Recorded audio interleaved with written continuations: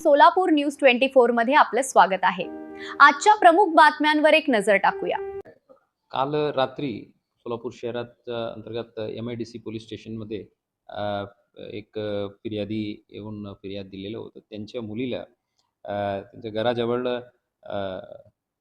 नई जिंदगी भागात एक मद्रासा जे आहे तिथं शिक्षण देणारे जे मौलाना जे आहे त्यांनी त्यांच्या मुलीला काही अप्रिय स्पर्श केलेलं होतं म्हणून त्यानुसार चौकशी करून ताबडतोब आम्ही 53 वर्षाच्या आरोपीला ताब्यात घेतलं होतं आणि जे पीडित मुली आहे तिलाही आम्ही प्रोसिजरनुसार पूछताछ करून आम्ही MIDC पोलीस स्टेशनमध्ये BNS 7478 पोस्को कायद्याच्या 8, 10, 12 आणि ज्युनियल जस्टिस ॲक्टच्या 75 कलमान्वये गुन्हे दाखल करून या आरोपीला आम्ही अटकही केलेलं होतं।